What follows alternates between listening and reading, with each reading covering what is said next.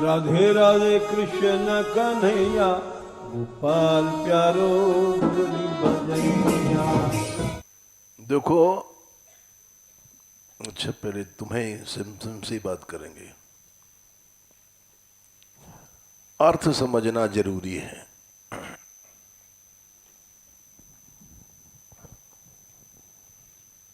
अर्थ बिना समझे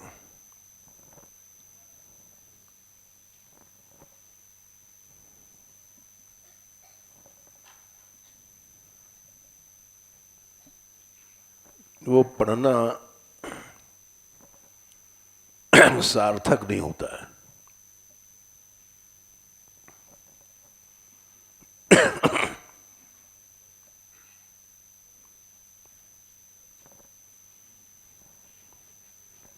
जब हम पढ़ते थे यूनिवर्सिटी में,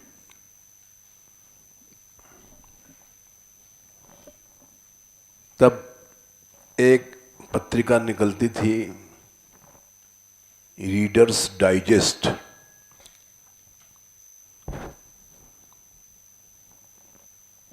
तो इसका अर्थ हम समझ नहीं पाते थे, शब्दार्थ तो समझते थे। डाइजेस्ट कहते हैं हजम करना। जो चीज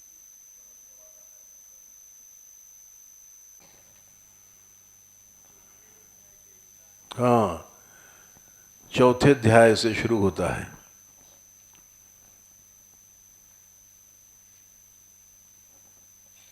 उत्तम श्रोता और अधम श्रोता। उत्तम श्रोता हैं चातक, हंस, शुक, मीन। ये उत्तम श्रोता हैं। और जो अवर मने तुच्छ श्रोता हैं, वो भी चार तरह के होते हैं।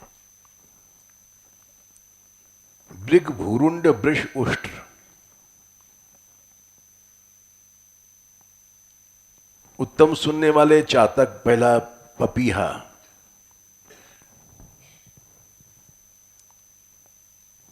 पपीहा कैसा है?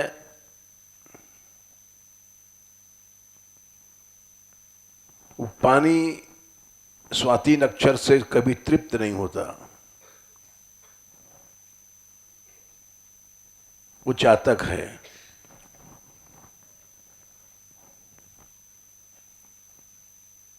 फिर दूसरा है हंस।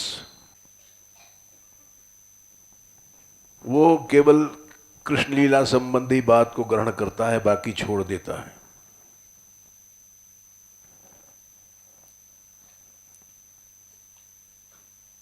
तीसरा होता है तोता।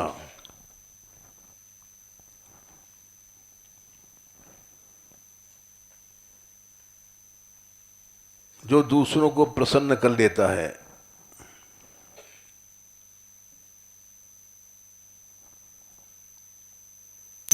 वो तोता होता है।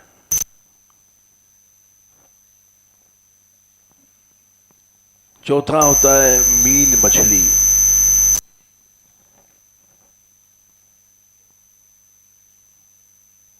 जो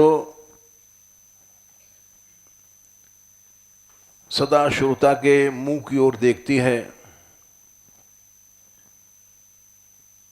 और कुछ नहीं बोलता, वो है मछली। और चार तरह के श्रोता जो गड़बड़ हैं, वो वृक हैं। पहला,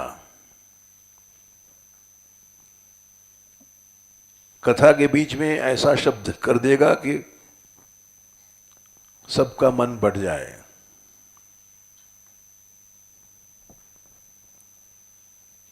वो है, ऐसे बहुत से बेवकूफ श्रोता होते हैं, वो अपना भी रस नष्ट करते हैं, सुनने वालों का भी रस नष्ट करते हैं।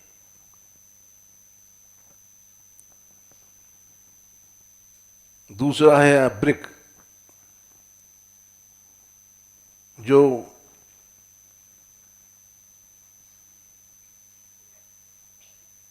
बीच में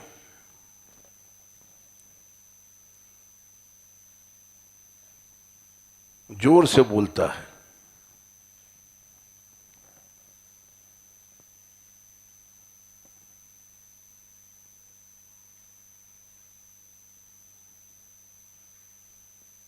पहला है ब्रिक, दूसरा है भूरुंड, भूल गए।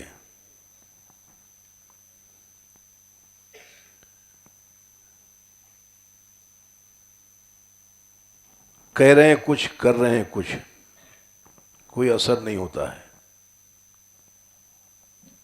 तीसरा है ब्रिक, वो कथा में सार वस्तु को छोड़ देता है।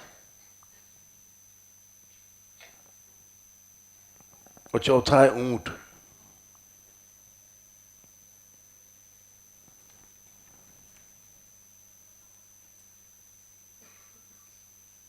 जो कांटा खाता है। इसके अलावा बहुत से और श्रोता हैं, भ्रमर, गधा वगैरह।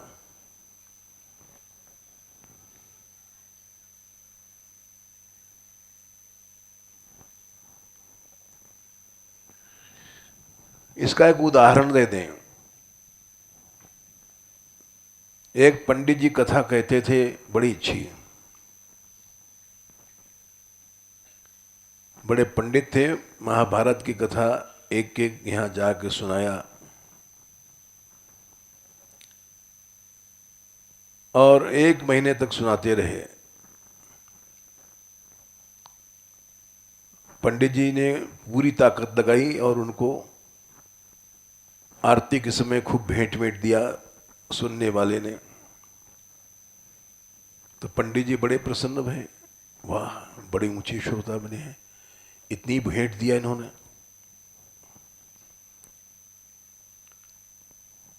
फिर उन्होंने कहा, भाई तुम लोग बड़े सौभाग्यशाली हो, तुमने श्रद्धा से कथा सुनी है। अब एक बात बताओ कि तुमने क्या सीखा, इतनी दिन हमने कथा सुनाई।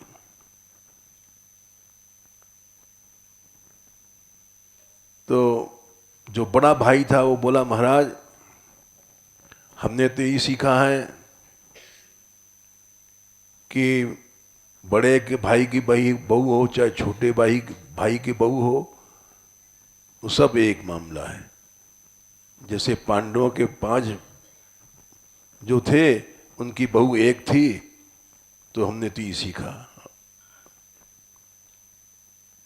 और ये भी सीखा कि जुआ में अगर अपनी बहू भी हार दो तो कोई हर्ज नहीं है। युधिष्ठिर जी ने जुआ में अपनी बहू भी हार दी। अच्छा, अरे भाई। और भाइयों से पूछा, सबने यही उत्तर दिया कि भाई 5 की बहू एक ही हो जाए तो कोई हर्ज नहीं है।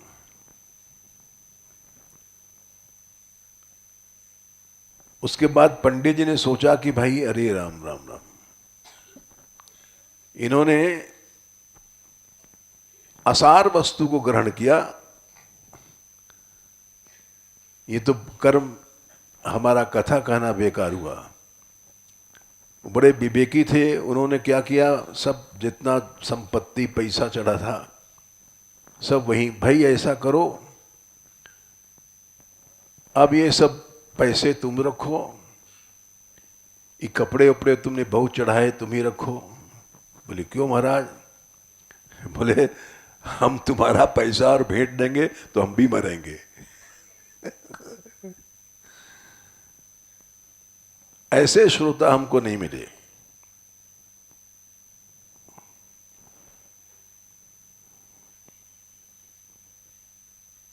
तो ये जो अपर श्रोताओं में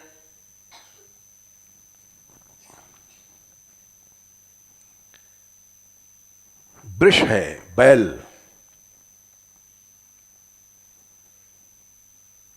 वो बैल अंगूर को और खली को एक जैसा समझते हैं।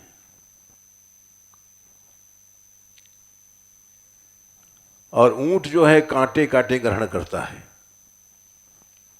असार वस्तु को। ये सब क्यों लिखा है कि ये सब होता है संसार में। सारी दुनिया भागवत सुनती है, भागवत कहते हैं लोग, रामायण कहते हैं, लेकिन ज्यादातर कहने वाले सुनने वाले ऊंट होते हैं।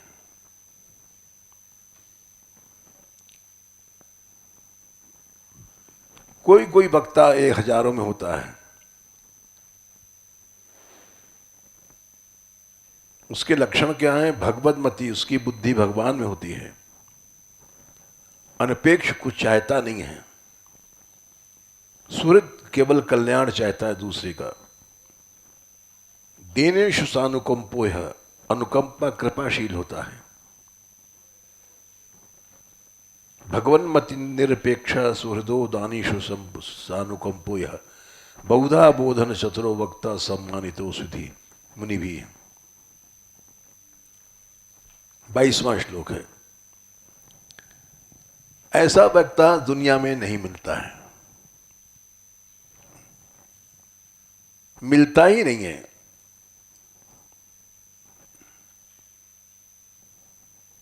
और उसके पास उसके शब्द से ही कल्याण हो जाता है। थोड़ी देर बैठोगे तो उसी में उसको रस मिलेगा, सच्चा आनंद मिलेगा और कल्याण होगा जनता का। बाकी जो हम जैसे लोग घूमते हैं कथा कहने वाले, वो सोचते हैं कि कितना चढ़ा, बढ़िया पैसा चढ़ गया तो वाह भाई वाह, बड़े श्रद्धालु भक्त हैं।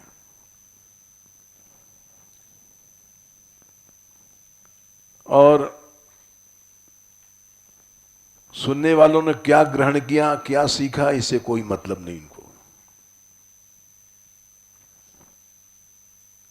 अच्छा कहने वाला वही है, भगवन मतिर अनपेक्षा सुहृदो दीनेषु सानुकंपो यह, केवल कृपा से कथा कहता है कि बेचारे लोग हैं, इनका कल्याण हो जाए।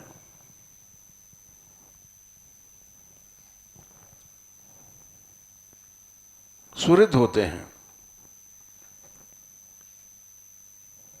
ऐसा कथाकार देखा जाए तो कहना नहीं चाहिए, लेकिन कहना पड़ता है, नहीं है। क्योंकि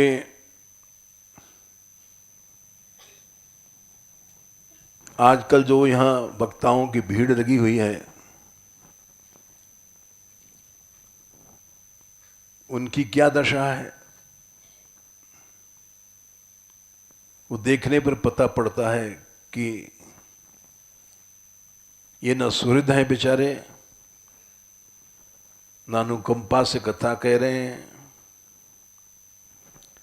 और न भगवन्मती है, और न अनपेक्ष है। ये सोचते हैं कि कितना चढ़ावा आ जाए, ये सोचते हैं कितनी भीड़ आ जाए।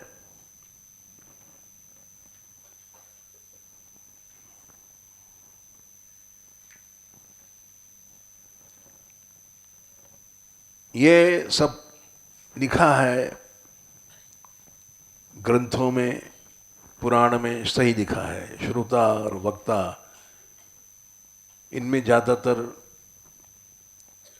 श्रोता ऊंट जाति के घूम रहे हैं,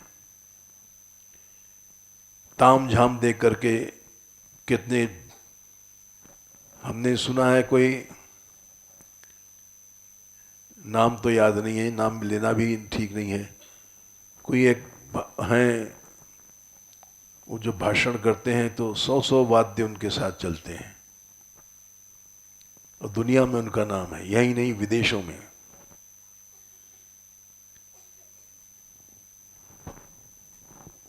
और उनके इतना नाम है कि रिकॉर्ड टूट जाता है, क्योंकि वो ताम झाम इतना रखते हैं, कई सौ वाद्य बजते हैं उनके साथ।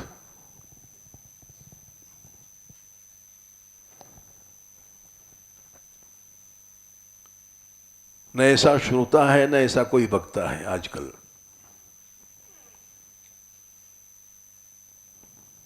तुम लोग भले ही मत गाओ, अच्छा सुर मत हो, लेकिन उसका अर्थ समझ करके अगर तुम चलोगे तो ज्यादा फायदा होगा। सारा पद गा गए और ये पता नहीं कि इसमें क्या लिखा है। एक पंडित जी ने रामायण की कथा कही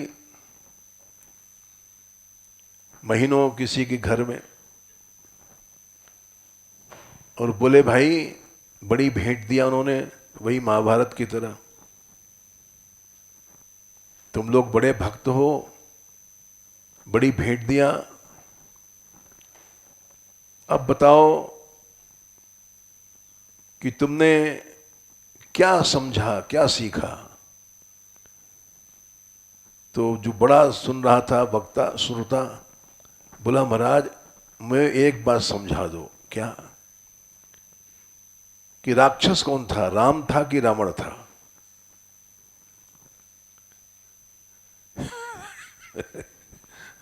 पंडित जी बेचारे बोले, भाई राक्षस न राम था न रावण था, राक्षस तो हम है और तू है। ऐसे करने वाले, ऐसे सुनने वाले।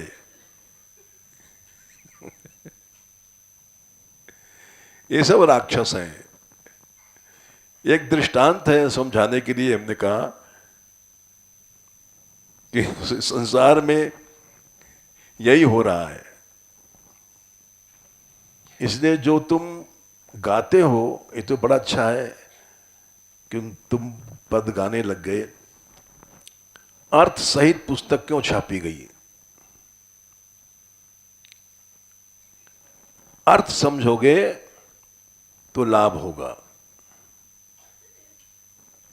और नहीं तो लाभ नहीं होगा।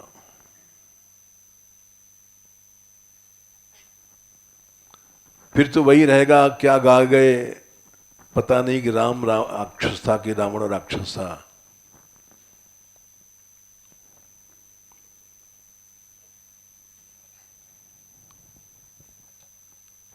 देखो, हम अपनी एक जीवन की घटना सुनाते हैं। जब हमको पढ़ने की इच्छा भई थी तो हमारे बाबा ने रोका था कि तुम पढ़ो मत। उस समय हमको उनकी बात अच्छी नहीं लगी।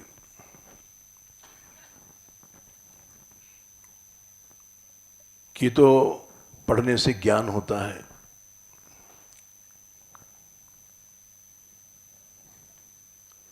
और उनकी बात न मान करके हम पढ़ने लग गए।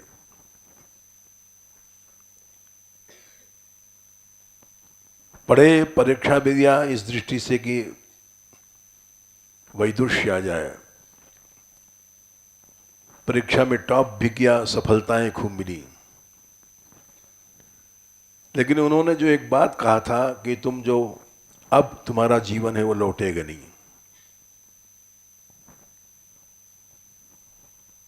पहले हम दिन रात पद गुनगुनाते रहते थे तानपुरा पर, केवल मधुकरी मांग करके एक बार निकलते थे और बस मौन रहते थे, किसी से बोलते नहीं थे।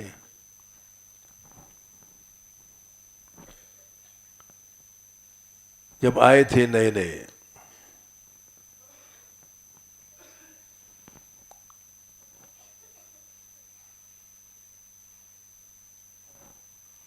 और सवेरे से शाम तक पद ही गुनगुनाते रहते थे अष्टयाम सेवा के।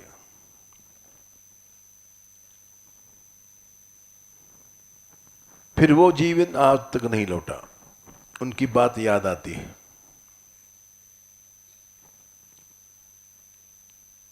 ये सब पढ़ने के बाद सब सत्संग वत्संग शुरू हुआ और आज तक बंद नहीं हुआ। लेकिन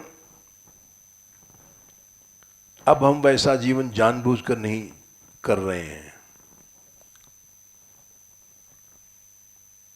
कि हो सकता है हम अकेले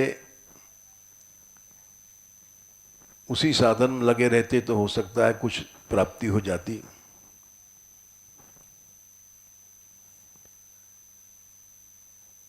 लेकिन ये भी कम नहीं है जो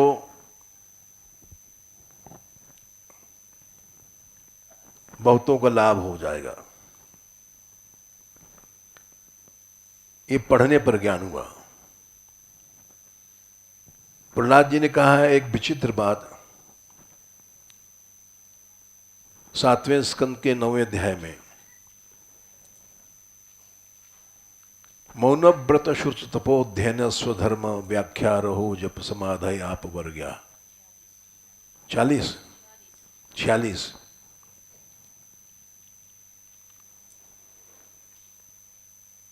और एक और है प्रायण देव मुनिया सौम्युक्ति कामा है 44।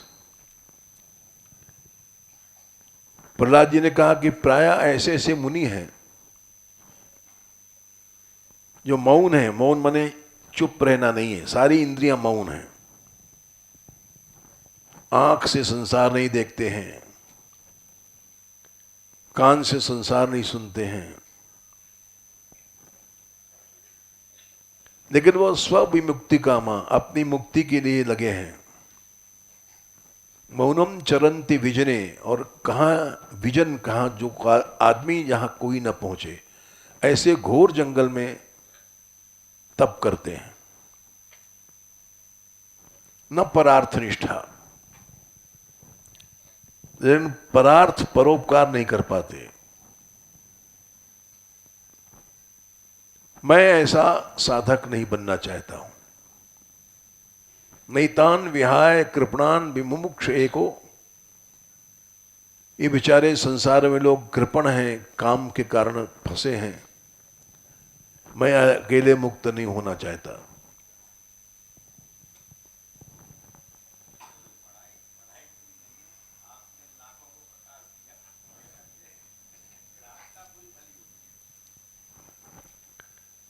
नान्यम त्वदस्य शरणम भ्रमतो नुपश्ये, अपनी कमी को मान लेना ही अच्छाई होती है। अब कल हम इसकी कथा सुन रहे थे मुरली की दिशा चैनल पे, तो एक शब्द इसने कहा, उससे हम बड़े खुश हुए। हम जैसे मूर्ख लोग इसको, इन रहस्यों को नहीं समझ पाते। ऐसे कुछ किसी प्रसंग में इसने कहा, तो हमने कहा वाह, ये मान मंदिर की सभ्यता सीख गई है। मनुष्य को सदा निरहम होकर के कथा कहनी चाहिए। एक शब्द भी अहम दिखाई न पड़े।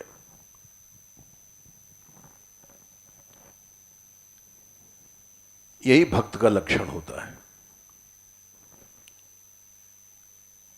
हम बड़े भक्त हैं, हम बड़े ऊंचे वैष्णव हैं, हम ऊंचे रसिक हैं, ये सब क्या है? ये सब खोखलापन है।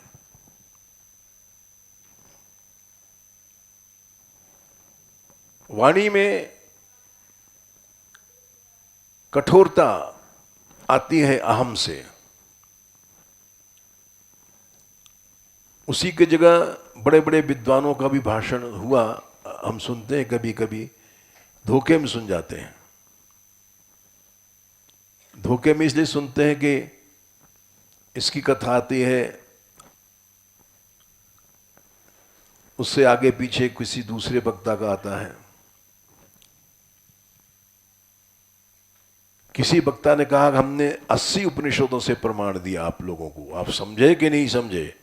हमने कहा बंद कर दो इसको। इस वाणी में अहम है, इसको बंद कर दो।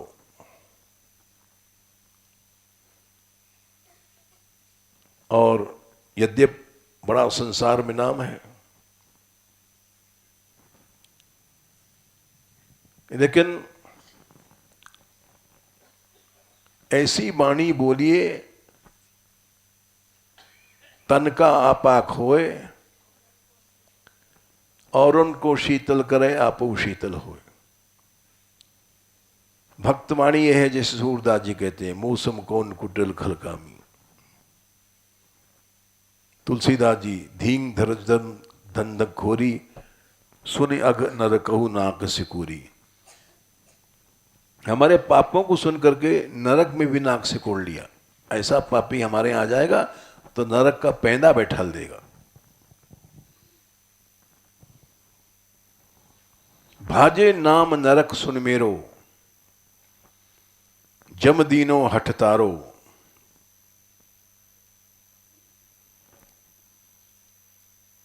नाथ सको तो मोहि उबारो।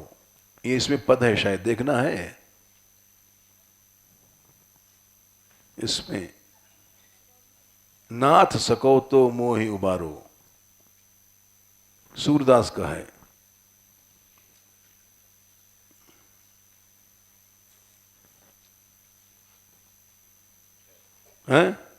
है। अब देखो, ये भक्तवाणी है। चैलेंज दे रहे हैं, प्रभु आप में अगर शक्ति है तो मेरा उद्धार करो।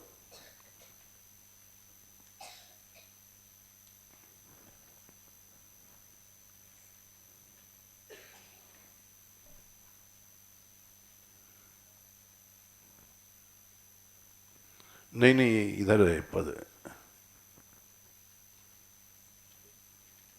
नाथ सको तो मोहि। अरे भाई, पद इधर है तुम। हाँ, ये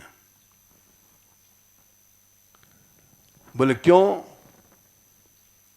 कि पतितन में विख्यात पतित हूं।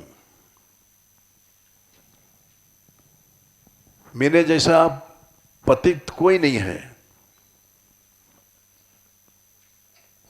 पावन नाम त्योहारो। और बड़े बड़े जो पतित हैं, बड़े पतित पासंग हूं नाही। ये तो हमारे एक पासंग माने अंश भी नहीं है। अजामिल कौन बिचारो। अजामिल बिचारा क्या चीज है?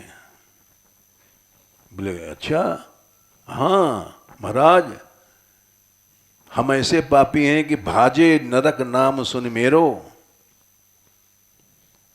जब सुना जमराज ने कि सूरदास नाम का पापी आने वाला है, तो बोले ताला दे दो नरक में। नहीं आएगा नरक में तो पैंदा बैठ जाएगा। जम दीनो हठ तारो। बोले आपने अब तक छोटे मोटे पतितों को उद्धार किया होगा। क्षुद्र पतित तुम तारे रमापति, और इसी पर आप घमंड करते हैं। अब न करो जी गारो। पतित बने घूम रहे हो। सूर पतित को ठौर नहीं तो बहत बिरद कत भारो। अगर हमारे जैसे पतित को आपने जगह नहीं दिया तो आपका डिग्री फेल है। बिरद माने डिग्री, बड़ी भारी डिग्री ले रखी है पतित पावन की। यह है भक्तवाणी। और हम जैसे लोग साधु बन जाते हैं तो क्या जानता है कल का मूर्ख, कल का लड़का।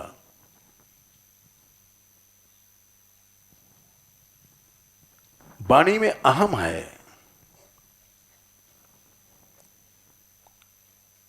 इसीलिए वो कठोर होती है, आसुरी वाणी होती है। जिस वाणी में दिखावा है, 16वें अध्याय में शायद चौथा श्लोक है, दंभो दर्पो विमानश्च क्रोधा पारुष्यमेव च अज्ञानम चाभि जातस्य पार्थ संपदमासुरीम। आसुरी वाणी है, दंभ दिखावा है। तुम जानते नहीं हम षट दर्शनाचार्य हैं। एक शब्द से पता पड़ जाता है कि असुर बोल रहा है। तुम जानते नहीं, हमने 18 पुराण पढ़ रखे हैं।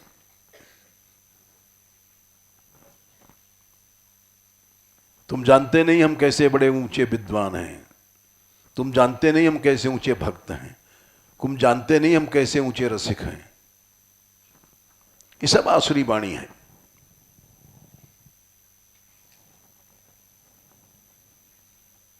तू साधुओं को नहीं समझ सकता है, तू क्या जानना है भक्तों को, तू क्या जानता है महापुरुषों को। ये सब आसुरी वाणी है।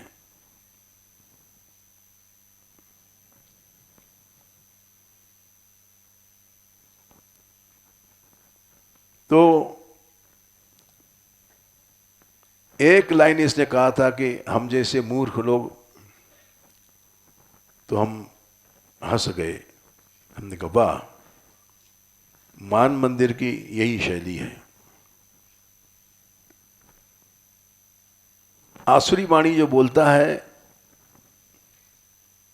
वो मान मंदिर का नहीं है।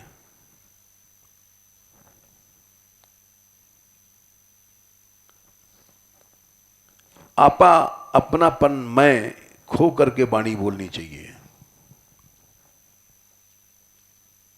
ऐसी वाणी बोलिए मन का आपा, अहम को छोड़ करके बोलो। अहम को छोड़ करके बोलने का मतलब मैं ऐसा हूं, मैं ऐसा भक्त हूं, मैं ऐसा रसिक हूं। ये सब शब्द आसुरी हैं।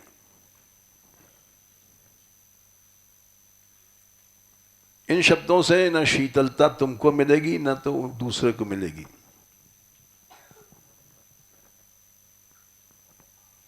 तुम भी कोई बात काट देगा तो अशांत हो जाओगे, लड़ने लग जाओगे। संरंभी भिन्न दृक् भावम मयि कुर्यात् स तामसः। तीसरे स्कंद के 29वें अध्याय में 8वां श्लोक है। संरंभी, तैश में बोलने वाला, ऐ चुप रहे, बोलाऊंगा हूं सारे संरंभ से बोलना ये तामस है। ये सारी भक्ति को तामस कर देता। तो क्या जानता है हम साधु हैं? क्या जानता है कल का लड़का? मूर्ख है, क्या जानता है? ये सब आसुरी वाणी है।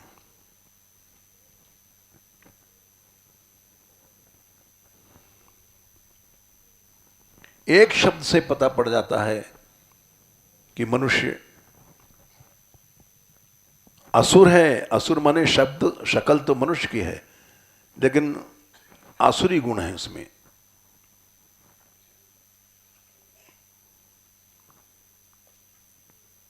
ये भक्तवाणी है। भाजे नाम नरक सुन मेरो, जम दीनो हठ तारो। जमराज ने कहा ताला बंद कर दो, अगर ये आएगा पापी तो नरक में पैदा बैठाल देगा, हमारे नरक को बैठले बैठेगा। मैं इतना बड़ा पापी हूं।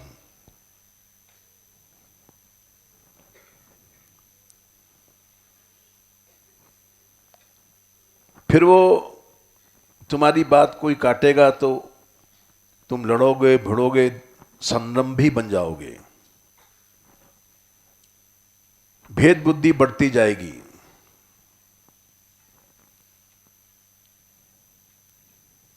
ये भक्त नहीं है, ये आदमी ऐसा है वैसा है। भेद बुद्धि बढ़ती जाएगी और तामस बढ़ता जाएगा।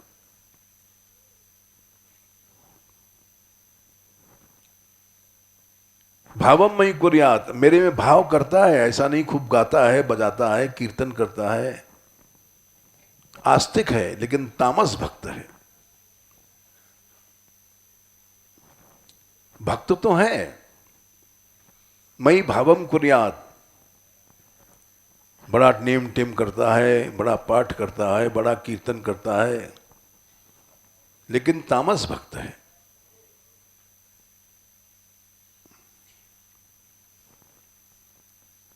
उसकी भक्ति को देख करके प्रभावित मत बनो।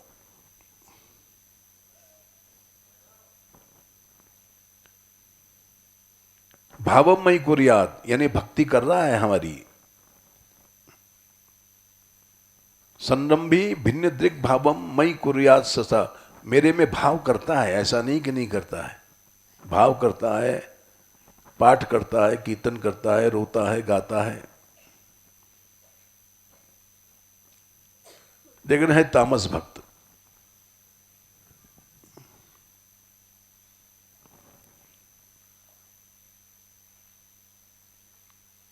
और अगर उसके अंदर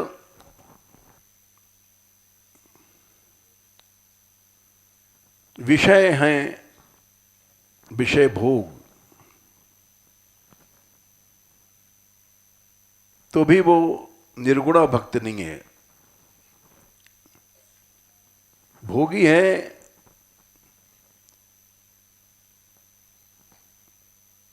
विषयान अभिसंधाय यश ऐश्वर्यमेव,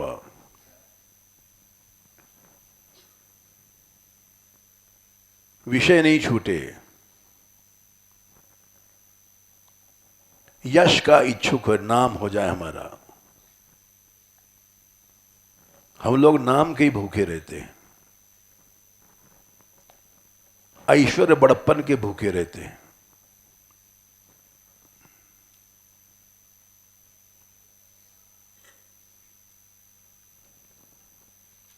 और भक्ति बहुत जोर से करते हैं। अर्चादौ अर्चेद यो माम पृथक भाव स राजस, अर्चना षोडश उपचार से पूजा कर रहा है भगवान की,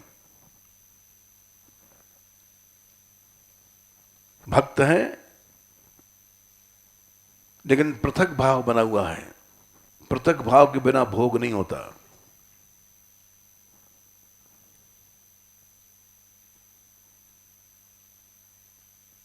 ये सब पृथक भाव है। हम नाम चाहते हैं, ये पृथक भाव है। क्यों बड़प्पन चाहते हो? भगवान से अलग अपने को समझते हो। पृथक भाव बना हुआ है, इसलिए चाहे तुम कितनी पूजा करो, राजस भक्त हो।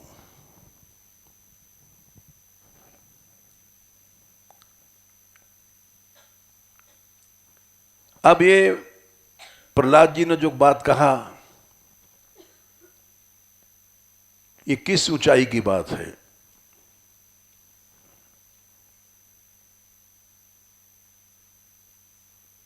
कि मैं ऐसा भक्त नहीं बनना चाहता। निदान विहाय कृपणान विमुमुक्ष एको, अकेले में मुक्त नहीं होना चाहता। ये सात्विक भक्त लोग अकेले ही अपने रस को चाहते हैं। कर्म निरहारम उद्देश्य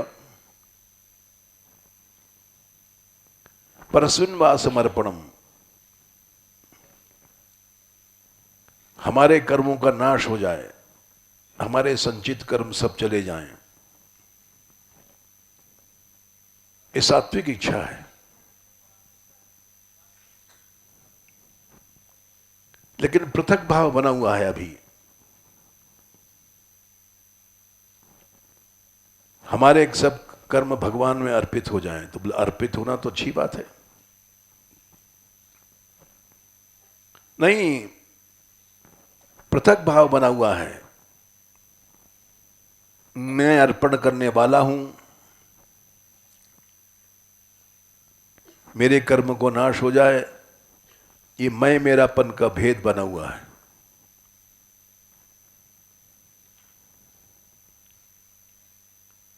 यजे ज्यष्टव्यम इति वा पृथक भाव स सात्विक। यजन कर रहा है, खूब भजन कर रहा है, लेकिन वो सात्विक भक्त है।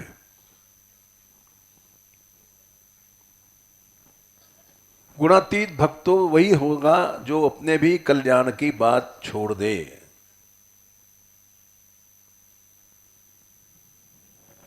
यहां तक कि भगवान अपने पास बुला रहे हैं, नहीं जा रहा है भक्त।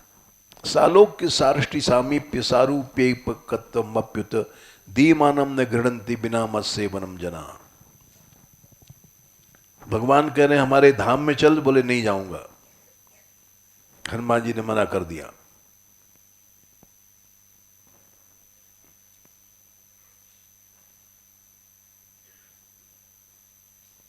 सारष्टि अपने समान ऐश्वर्य दे रहा है, नहीं ले रहा है। सारूप्य अपना सारा दूर है, दूर रूप दे रहे हैं, नहीं ले रहा है। सामीप्य हमारे पास ही रहना तू, नहीं ले रहा है। दीमानम न गृहंति, केवल आपकी सेवा मिल जाए, ऐसा भक्त गुणातीत है।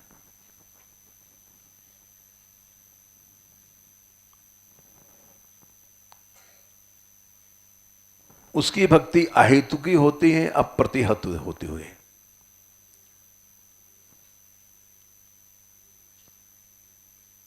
या भक्ति पुरुषोत्तम में कभी रुकती नहीं है, वो लगातार चलती रहती है। क्या है श्लोक पूरा पढ़ना?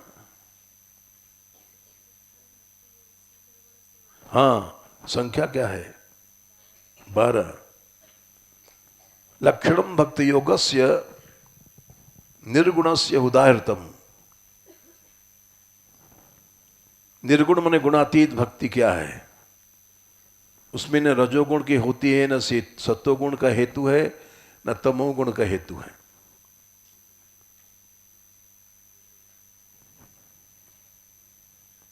वो अप्रतिहत है, रोक टोक नहीं है, चले जाओ। सेवा की गारंटी है, मिल गई तुमको।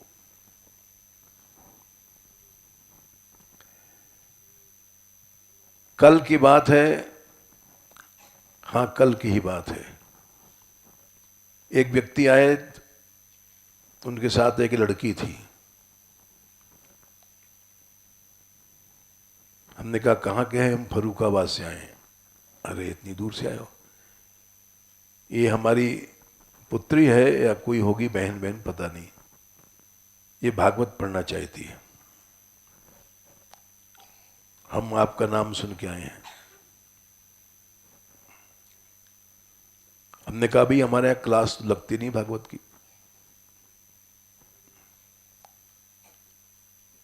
सत्संग होता है, कभी कभी मौज आती है तो हम पढ़ा भी देते हैं।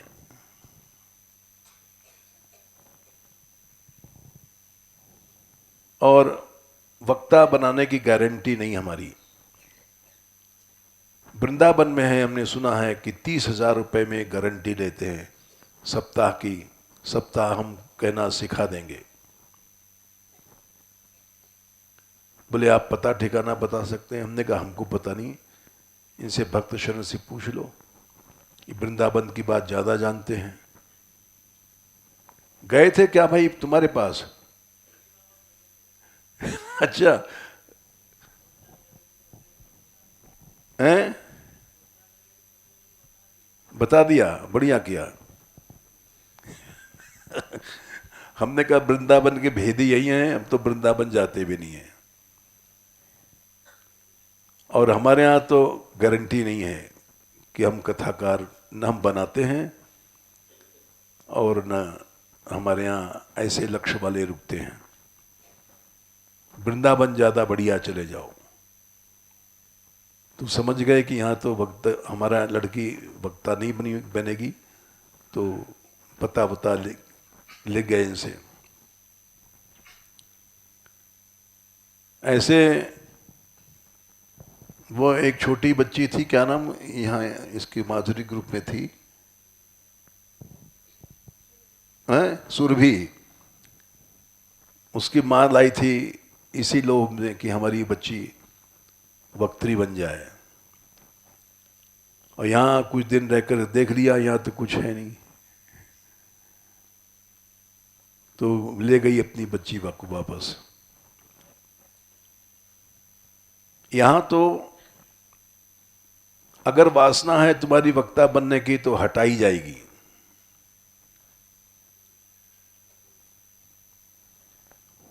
सात्विक हेतु है तो भी गलत है, राजस हेतु है तो भी गलत है, हटाना है।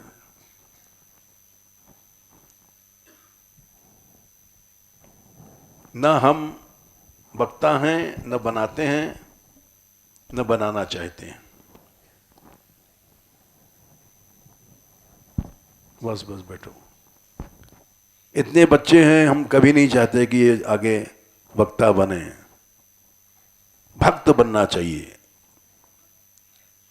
गुणातीत भक्त बनो, उससे सारा देश पवित्र हो जाता है।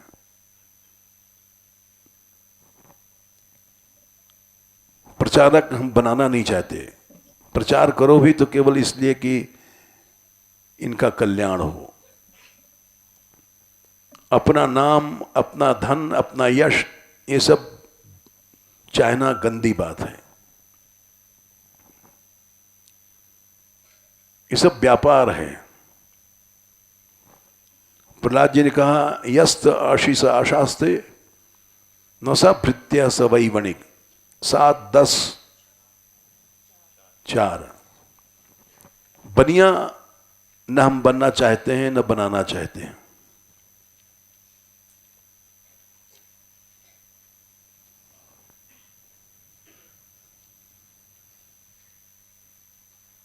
जिसको बनिया बणिक बनना है वो यहां से चला जाए।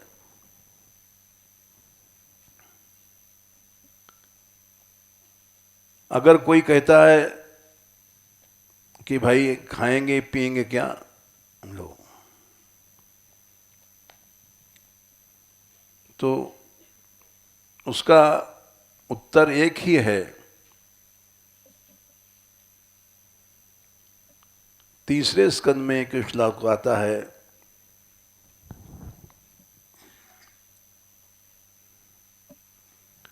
करदम जी ने शायद कहा है, ये संसार तो पशुओं का है, मूर्खों का है।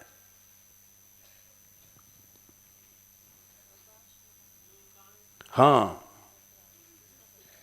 संख्या क्या है?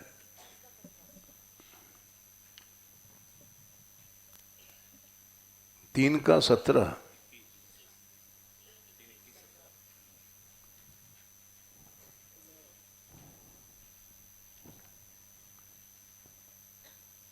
हाँ ठीक है। इन पशुओं को छोड़ दो जो खाते हैं, कमाते हैं, पैसा पैदा करते हैं, तब तुम भगवान के सच्चे शरणागत माने जाओगे। लोकांश लोकानुगतान पशुंश हित्वा श्रितास्ते चरणाथ पत्रम। बोले खाएंगे क्या? परस्परम तद गुणवाद सीधु। भगवान का अमृत पियो, भगवान की लीला कथा। उस सीधु माने मदिरा भी है और अमृत भी है। ऐसी शराब है कि तुमको मस्त बना देगी, और अमृत है, सदा के लिए अमर हो जाओगे।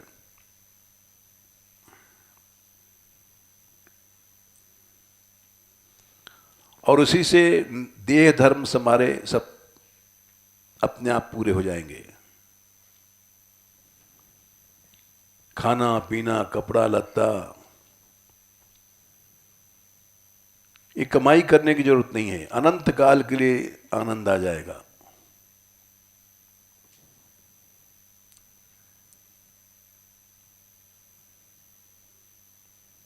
हमने पूछा कि ये तुम्हारी बच्ची कहाँ तक? बोली B.Com तक पढ़ी है, मतलब फर्स्ट क्लास है। अब ऐसे पात्र को पाकर के हर आदमी लालच में आएगा। पढ़ी लिखी है, बड़ी सुंदर है, अच्छी पर्सनालिटी है। हमने कहा भाई यहाँ तो ठीक नहीं है, हमारे यहाँ ऐसा धंधा नहीं है। धंधा तो नहीं कहना, हमने कहा हमारी ऐसी शिक्षा नहीं है, तुम वृंदावन चले जाओ, ज़्यादा अच्छा रहेगा। तो वृंदावन कहाँ जाएं? हमने कहा भक्तक्षण से पूछ लेना, हमको यही पता नहीं वृंदावन में कितनी पाठशाला है और कहाँ है। ये तो कल पता पड़ा हमको, वहाँ गारंटी से 30,000 लेते हैं और 1 साल में वक्ता बना देते हैं। बोनाफाइड वक्ता 1 साल में। हमने तो इस बार वहां भाषण में कह दिया था, हम भाई बोनाफाइड साधु नहीं हैं। जैसे दीक्षा दी जाती उस समय वेश में नाम बदला जाता है, ये सब हमारे पास नहीं है। न हम साधु हैं न भक्त हैं। खुला हमने कह दिया सबके बीच में, हम जो है नहीं झूठे क्यों प्रसंग। हमने तो केवल भावना से बाबा को गुरु माना है और दीक्षा भी हमारी नहीं है। सारे समाज में कह दिया हमने इस बात को, क्योंकि हमको तुम्हारा सम्मान चाहिए नहीं। तुम्हारा सम्मान चाहने वाला कभी भी भक्त नहीं बनेगा।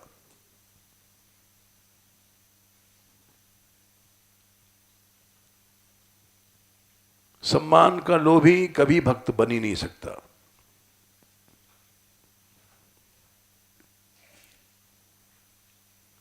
सो सच्चा भक्त है,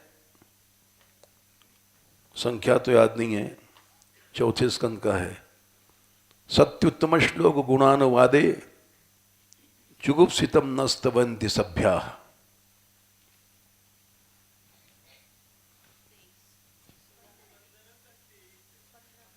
15 का 23, 4-15-23। उत्तम श्लोक भगवान के गुणानुवाद के रहते, उनका यह नाम हो, उनका यश हो। इस जुगुप्सित निंदित शरीर की, जुगुप्सित माने निंदित शरीर का जो स्तुति करवाता है, प्रशंसा करवाता है, वो सभ्य मने सभा का उद्धार नहीं कर सकता। सभा सुसाधा साधु सभ्य, वो कभी एक का भी कल्याण नहीं कर सकता।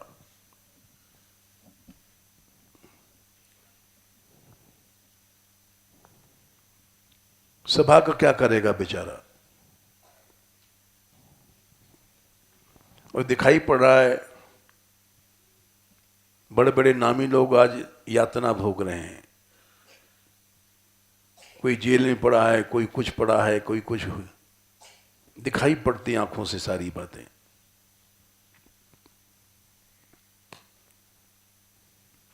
जय श्री राधे।